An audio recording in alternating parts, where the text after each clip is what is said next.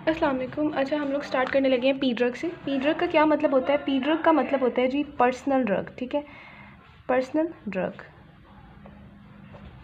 अच्छा, personal drug जो doctor ने चूज़ किए फ्रॉम ऑल अवेलेबल ड्रग्स। मतलब जब डॉक्टर के पास कोई पेशेंट आता है, वो अपना मसला बताता है, तो उस एक मसले के लिए डॉक्टर के पास बहुत सारी ड्रग्स अवेलेबल होती हैं, लेकिन डॉक्टर उनमें से एक ड्रग चूज़ करता है।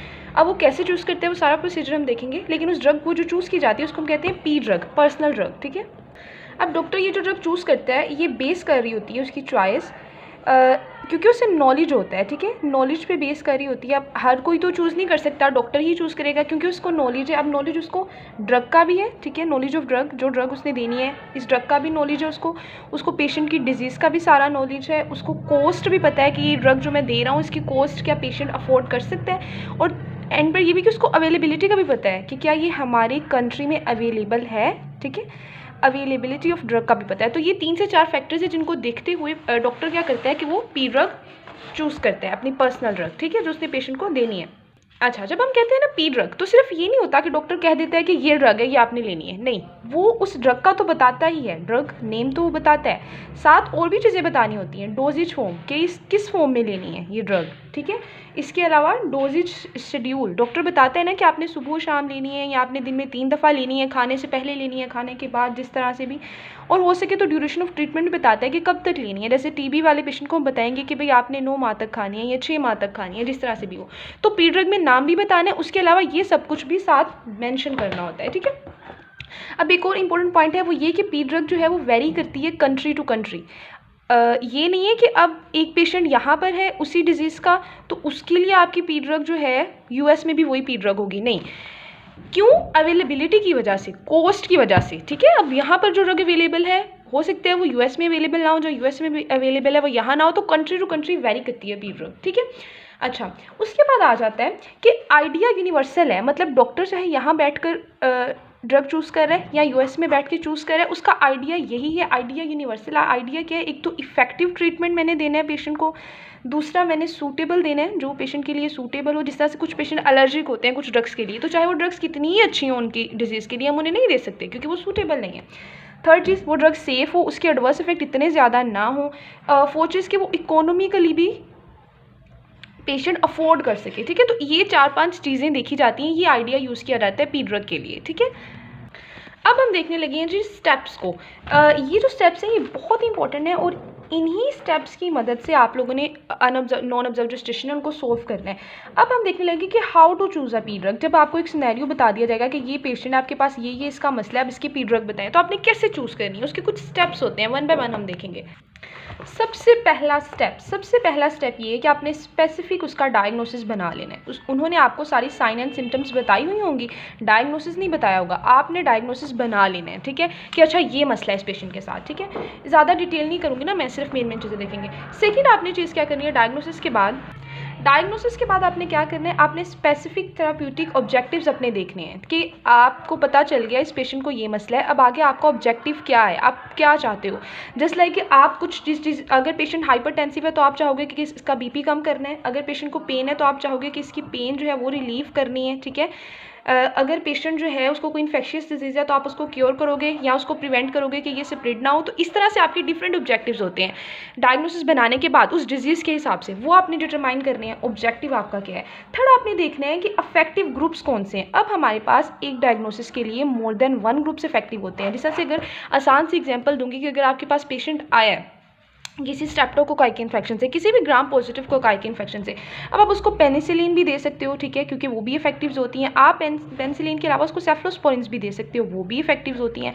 आप उसको मैक्रोलाइड्स भी दे सकते हो। तो ये 2 से 3 ग्रुप्स हैं जो आप स्ट्रेप्टोकोकाइक के पेशेंट को दे सकते हो। ठीक है, तो इफेक्टिव ग्रुप्स मोर देन 1 होते हैं। फोर्थ पॉइंट पर आपको सारे ग्रुप्स आपके माइंड में आ गए कि ये भी दे सकता हूँ, ये भी। अब फोर्थ नंबर पे आपने क्या करना होता है, आपने कंपेयर करना है इन ग्रुप्स को, इन सब ग्रुप्स को आपने कंपेयर करना है ऑन द बेसिस ऑफ कि इनकी एफिकेसी, इनमें सबसे अच्छी एफिकेसी किसकी है। ठीक है, ज़्यादा अच्छा कौन काम करेगा। सेफ्टी, किसके एडवर्स इफेक्ट सबसे ज़्यादा है और किसके एडवर्स इफेक्ट बहुत माइनर है। जैसे पेनिसिलिन के एडवर्स इफेक्ट बहुत माइनर होते हैं। उसके बाद सूटेबिलिटी, पेशेंट, अब सूटेबिलिटी में क्या है, पेनिसिलिन बहुत अच्छी ड्रग है, लेकिन अगर वो पेशेंट पेनिसिलिन के लिए एलर्जिक होगा तो क्या आप पेनिसिलिन दोगे, नहीं दोगे, तो ये आप सूटेबिलिटी में देखोगे। अगर वो एलर्जिक होगा तो आप सेफ्लोस्पोरिन भी नहीं दोगे ना, फिर आप क्योंकि क्रॉस एलर्जेनिसिटी, फिर आप मैक्रोलाइड की तरफ जाओगे। तो ये चीज़ देखनी है। उसके बाद आपने, ये बहुत इंपॉर्टेंट फैक्टर होता है, कॉस्ट देखनी है। अगर कोई ड्रग बहुत अच्छी है लेकिन वो बहुत कॉस्टली है, बहुत महंगी है, तो आप पेशेंट को वो नहीं दोगे, ठीक है। तो इन चीज़ों की बेस पे आपने क्या करना है, इन सब ग्रुप्स को कंपेयर करना है। ये आपके 4 स्टेप्स हो गए। अच्छा, अब आपने कंपेयर कर लिया। अब 4th स्टेप क्या होगा, चूज़ आ ग्रुप। कंपेयर करने के बाद अब उनमें से एक ग्रुप आपने चूज़ कर लेना है। पेनिसिलिन किया या सेफ्लोस्पोरिन्स किया या जो भी आपने चूज़ किया वो आपने कर लेना है, ठीक है। अपनी इन्फॉर्मेशन जो थी उसको यूज़ करना है, ठीक है। जैसे हमने कहा कि सूटेबिलिटी को देख लेना है, एलर्जन वो देख लेना है, कॉस्ट को देख लेना है, इस तरह से सारी इन्फॉर्मेशन। उसके बाद जब ग्रुप तो चूज़ कर लिया, अब एक ग्रुप में बहुत सारी ड्रग्स होती हैं, उनमें से अब आप क्या करोगे, आप अपनी एक ड्रग चूज़ कर लोगे, पी ड्रग, ठीक है।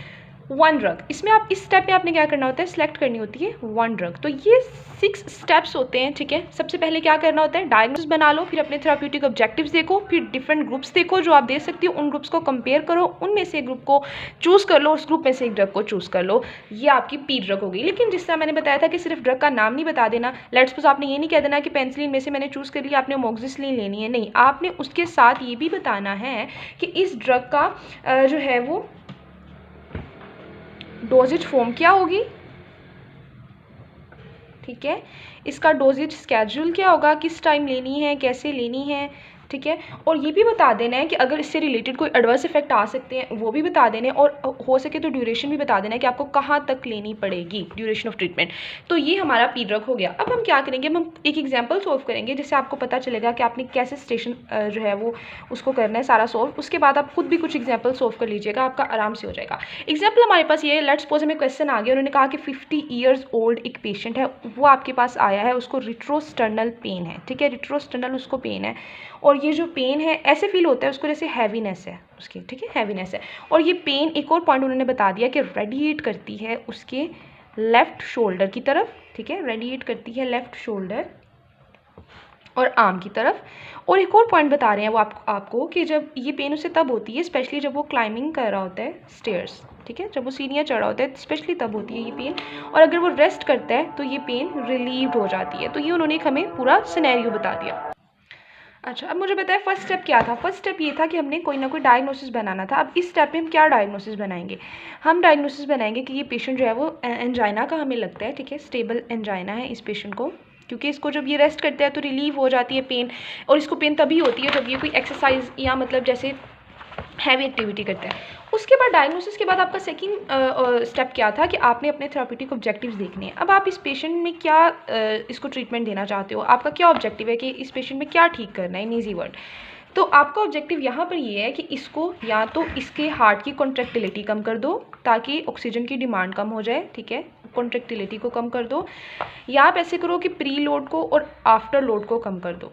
तो ये आपके 2-3 यहाँ पर ऑब्जेक्टिव्स हैं, ठीक है। तो ये हमारे ऑब्जेक्टिव्स हमने देख लिए। उसके बाद थर्ड स्टेप क्या था कि भाई इफेक्टिव ग्रुप्स देखो। अब आपने जब फार्मा में ये चैप्टर पढ़ा होगा एंजाइना वाला, तो आपने एक ग्रुप तो नहीं पढ़ा, आपने तो बहुत सारे ग्रुप्स पढ़े थे जो हम एंजाइना के लिए दे सकते हैं।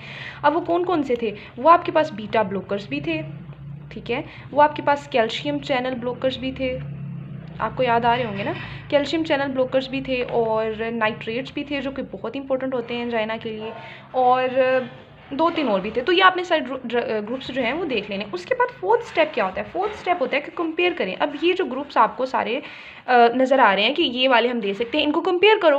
अब जब आप इन सबको कंपेयर करोगे, आप किस बेसिस पे करोगे, एफिकेसी देखोगे, फिर आप देखते हो कि भाई इन सब की एफिकेसी तकरीबन एक जैसी है। उसके अलावा आप देखोगे सेफ्टी, फिर आप ये भी देखते हो कि इन सब ग्रुप्स की सेफ्टी भी तकरीबन एक जैसी है। फिर आप आ जाते हो सूटेबल कि क्या इनमें से पेशेंट के लिए सूटेबल कौन सी है ज़्यादा। तो nitrates most of the patient के लिए ज़्यादा सूटेबल होती हैं। फिर आप कॉस्ट देखते हो, तो कॉस्ट भी नाइट्रेट्स की कम होती है। तो ये आपने सारा कंपेयर किया, ठीक है। फिफ्थ स्टेप आपने क्या करना है, अच्छा, फिफ्थ स्टेप में क्या करना है, चूज़ अ ग्रुप। अब आपको पता चल गया कि भाई कॉस्ट के हिसाब से और सूटेबिलिटी के हिसाब से नाइट्रेट बेस्ट रहेंगी, तो आपने एक ग्रुप चूज़ कर लिया कि नाइट्रेट्स, ठीक है। आगे आपने क्या करना है, आपने पेशेंट को ये नहीं कह देना नाइट्रेट्स ले लो जाकर, आपने उसको पी ड्रग बता देनी। अब आप एक सिलेक्टिव ड्रग बताओगे, और सिलेक्टिव ड्रग अब यहाँ पर क्या होगी, ग्लिसराइल नाइट्रेट, लेट्स सपोज, ठीक है। ये जो भी मेरी गंदी वाली राइटिंग आ रही है, आइसोसोर्बाइड डाइनाइट्रेट भी हो सकती है, ठीक है। तो ये आपने उसको पी ड्रग बता दी। अब सिर्फ ड्रग का नाम नहीं बताना, आप साथ उसको बताओगे डोजेज फॉर्म क्या है, तो सबलिंगुअल आपने लेनी है टैबलेट। आप उसको बताओगे शेड्यूल क्या है, तो आपने एक टैबलेट तो तब ले लेनी है जब आपको पेन होगी, दूसरी आपने तब लेनी है अगर 10 मिनट हो जाए और पेन परसिस्ट करे, ख़त्म ना हो, ठीक है। आपने शेड्यूल बता दिया, ठीक है। इस तरह से आपने उसको जो है वो बता दिया एक पूरा प्रिस्क्रिप्शन। तो ये आपका हो गया जी पी ड्रग।